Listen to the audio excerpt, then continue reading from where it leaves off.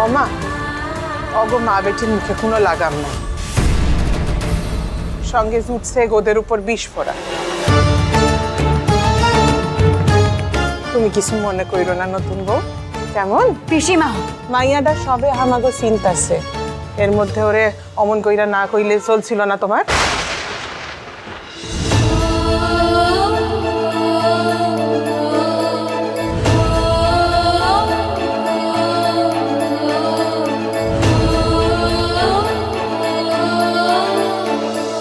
এই অপমানের তো কোনো কারণ নেই মা ভবানী। ওরা নিজেরা আমায় বেছে নিজেরাই এমন কথা কেন বলছেন? গোটা ছাতিনা বাবা ঠাকুরের কথায় এক হয়ে বিয়ের আয়োজন করেছে, যাতে রাজবাড়ির মানুষের মন খুশি করতে পারে। তারপরেও এমন সব কথা। আহা বাসা, কান্দে না মা, কান্দে না। আজকের দিনে চোখের জল ফেলতে নাই, অমঙ্গল হয়েছে। ঠাকুরজি এমন আদিক্ষেতে দেখিও নি তো, বউ মানুষের আবার মান অপমান।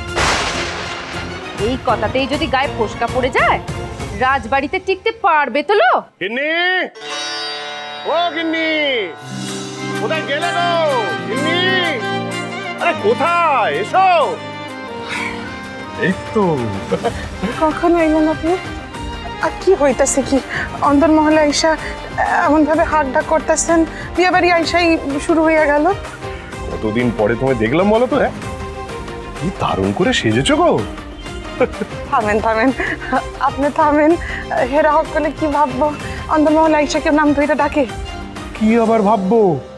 সুদূর কলকাতা থেকে এইছি, তোমার শ্রীমুখটারই ভালো করে করে দেখা হয়নি, একটু হাঁক ডাকও করতে পারবো না বাবু? হ্যাঁ, একেবারে শুলে চড়ার মতো অন্যায় করে ফেললাম নাকি? কি করতেছেন? মাঝে মধ্যে আপনার লোকরা এমন বিপদে পড়ি লোক সমাজে, হেরা হক করলে শুনতেছে।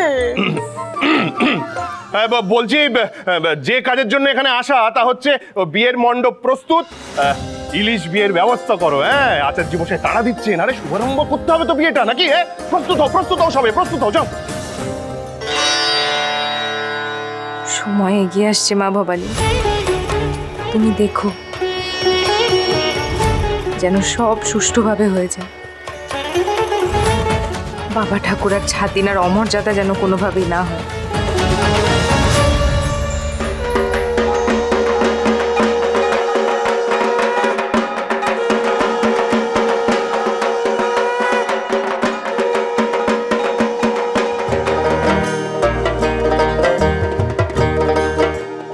আমার লগে লগে বেশি হুটাপাটি করবি না, এই আমি কইয়া দিলাম।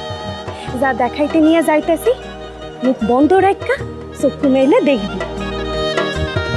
দেখছো এমন জিনিস আগে?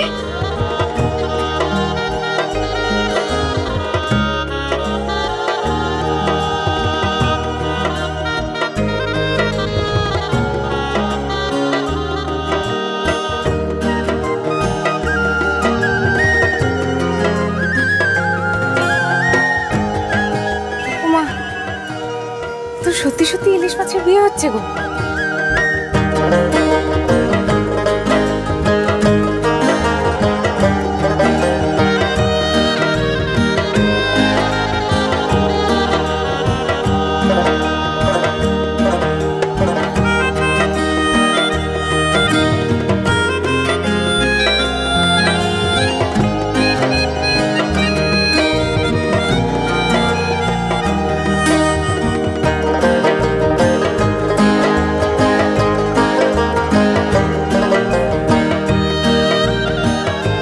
কাণ্ডখানা বেশ মজার, তাই না?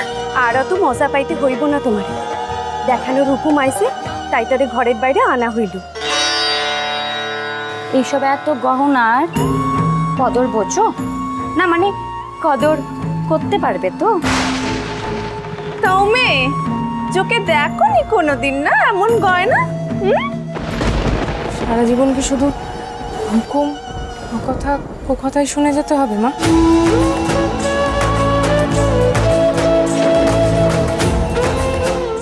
এমন কইরা কইতে নাই রে মা, আর সবার সব কথা গায়েও মাইকতে নাই। রাজবাড়িতে কি আর একখানা পরিবার? সেখানে হাজার রকমের মানুষ আছে। 10 মাথা এক হইলে ভিন্ন ভিন্ন মত তো হইবই। এই সময়ই মাথাখানা ঠান্ডা রাখবি, বুঝলি? যুবরাজের পিসিমার মতো ভালো মানুষটাও তো আছেন, অগো লগে লগে থাকবি। শুধু আমাকেই বোঝাও তোমরা। যুবরাজেরও তো বিয়ে হচ্ছে, ওনাকে তো কেউ কিছু বলছে না। হায় মা ভবানী, কি কয় এই মাইয়া? আমি গিয়ে বুঝামু যুবরাজের? আসিস না ছোট, আর তরে কিছু বুঝানো তোর বাবা ঠাকুরদার আর কারোর কম না। অহন ইংলিশের বিয়া দেয়।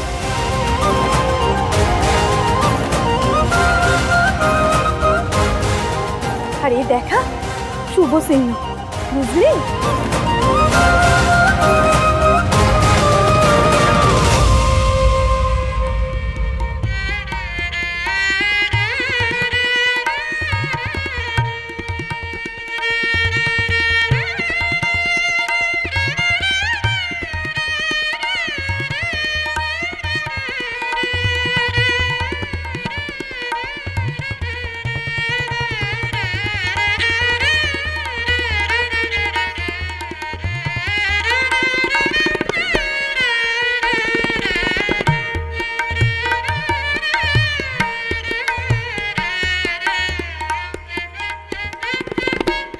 ভাগ্যিয়াছে বটে ভবানীর, কি সুন্দর বর পাইছে দেখো। অনেক পুণ্যি করছিল গেল জন্মে। আমাগো যুবরাজ কিন্তু সত্যি করে রাজপুত্তুর। রাজপুত্র রাজপুত্র না চাই কুড়িয়ে এনেছে, সে নাকি এবার রাজপুত্র। তা আমাদের পেশার দাদা বা কম কিসের গো? হ্যাঁ, রাজপুত্র তো সে, আর ও তো ব্যাং রাজপুত্র। হ্যাঁ, একবার কইলে একখান কথা কানে যায় না না তোদের? তখন থিকা বৈশা বৈশা বিষ ধারতাছস। কেউ শুই না পাইলে কি হইব ভাইবা দেখছস? কেন ঠাকুরজি, শুনলি শুনবে? সব ছোট ঘরে নোক ঝোঁক, অত গাল ফুলাবার তো কিছু নেই। বৌঠান, এত দূর থিকা যখন পালকি সইরা আইসো, তখন একটু আচার অনুষ্ঠানে মন দাও। শঙ্খ শোধনের আচার এক্ষুনি শুরু হইব।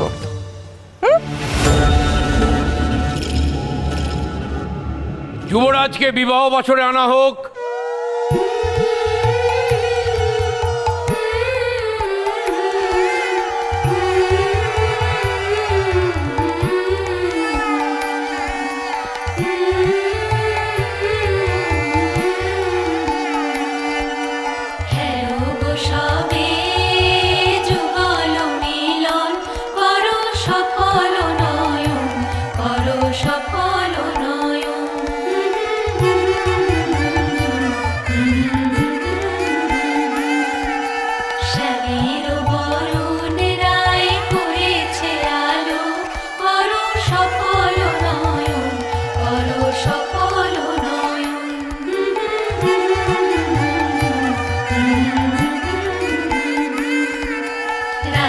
কৃষ্ণের মিলন হবে, সাক্ষী হবে কে?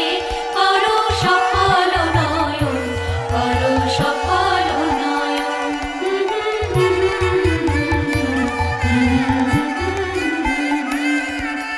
চুয়া চন্দন পালক পলাশে,